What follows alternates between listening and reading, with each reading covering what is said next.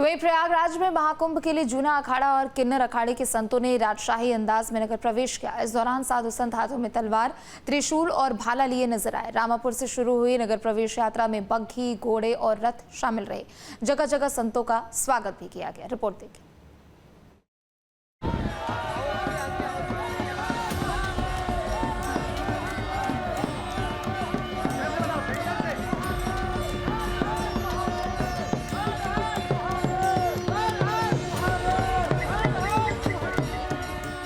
गाड़ी पर ढोल नगाड़े और घोड़े पर तलवार लहराते संतों का अंदाज काफी निराला है। जूना अखाड़े के साथ किन्नर अखाड़े के संतों ने अपने खास अंदाज में महाकुंभ के लिए प्रयागराज में प्रवेश किया।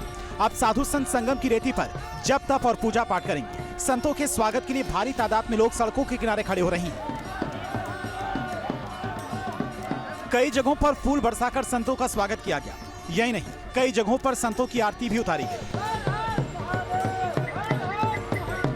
2025 के कुंभ मेले के लिए देश का सबसे बड़ा जूना अखाड़ा आज नगर प्रवेश कर रहा है और उनका जुलूस जो है उनके छावनी क्षेत्र से शहर की सीमा में प्रवेश कर रहा है। तो आप देखें तो यहाँ पर भारी सुरक्षा व्यवस्था भी की गई है, ट्रैफिक डाइवर्जन किया गया है, तमाम इंतज़ाम किए गए हैं। और आप देखें तो पहली कतार में तमाम संत यहाँ पर आपको दिखाई देंगे जो धीरे धीरे नगर प्रवेश की तरफ बढ़ रहे हैं। हर हर महादेव का उद्घोष हो रहा है और जूना अखाड़े के साथ किन्नर अखाड़ा भी इस नगर प्रवेश में शामिल है। तो किन्नर संतों को भी सम्मान दिया था 2019 में योगी सरकार ने और उसके बाद उनको किन्नर समाज को जूना अखाड़े के साथ तमाम कार्यक्रमों में शामिल होने की, शिरकत करने की एक तरह से परमिशन मिल गई थी, संस्तुति हो गई थी। उसके बाद से किन्नर अखाड़ा जूना अखाड़े के साथ हर कार्यक्रम में इसी तरह से शामिल होता। आप देखें तमाम नागा संत यहाँ पर बैठे हुए हैं गाड़ी के ऊपर, शरीर पर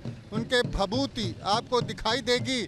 ढोल नगाड़ों के साथ यहाँ पर ये जो नगर प्रवेश है वो हो रहा है। और अगर आप थोड़ा सा और आगे चलेंगे तो तमाम जो साधु संत हैं, तमाम जो अखाड़ों के महामंडलेश्वर हैं वो इस नगर प्रवेश में शामिल हैं। उनकी बड़ी बड़ी गाड़ियाँ धीरे धीरे इस शहर की सीमा में प्रवेश कर रही। जूना अखाड़े के अंतर्राष्ट्रीय संरक्षक और अखिल भारतीय अखाड़ा परिषद के महामंत्री श्री महंत हरिगिरी के दिशा निर्देशन में नगर प्रवेश यात्रा रामापुर से शुरू होकर श्री मौजगिरी श्री पंच दशनाम तक पहुंची। पुलिस और प्रशासन के अफसरों ने माला पहनाकर साधु संतों का स्वागत किया।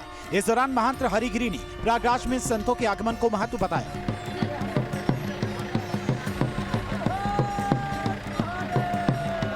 ऐसा है कि नगर प्रवेश का अर्थ है कि सब लोगों का नियम है कि किसी तीर्थ में, किसी नगर में जाने के पहले नगर के अधिष्ठाता देवताओं का पूजन करना, जो हमारे यहाँ धार्मिक परंपराओं से ग्रामीण देवता होते हैं, नगर के देवता होते हैं। तो इसलिए भगवान बेनी माधव का और जमुना, गंगा, सरस्वती का उपासना करना, पूजा करना और नगर में प्रवेश करने का अनुमति लेना तो राजा महाराजाओं से ली जाती थी।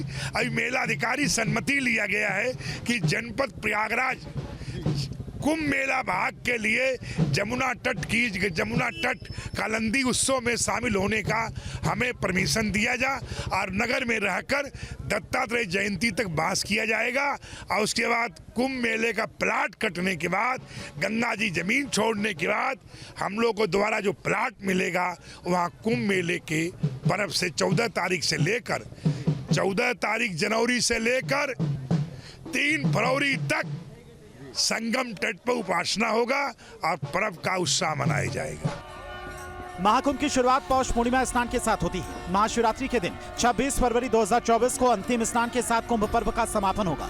जुलूस और गाजेबाजी के साथ में नगर प्रवेश की यह परंपरा कैसे बनी, इसके बारे में महंत हरिगिरी ने समझाया। ऐसा है कि परंपराएं मतलब इतनी है कि देवी देवताओं का हर प्रकार की उपासना की जाती है। अब उपासना में अलग अलग रूप से होता है। कोई देवता वस्त्र पहनते हैं, कोई देवता नंगे भी रहते हैं। अनेक प्रकार सनातन की एक खूबी है कि बहुत पंथ हैं, बहुत धर्म हैं जहाँ नंगे भी रहते हैं। तो ये परंपरा भारत के सनातन की अनेक प्रकार की खूबसूरती है। प्रयागराज महाकुंभ की शुरुआत 13 जनवरी 2025 से होगी। पूरा मेला 4000 हेक्टेयर में बसेगा। पहली बार 13 किलोमीटर लंबा रिवर फ्रंट बन रहा है। कुंभ के इस मेले में सुरक्षा पर खास फोकस किया गया है।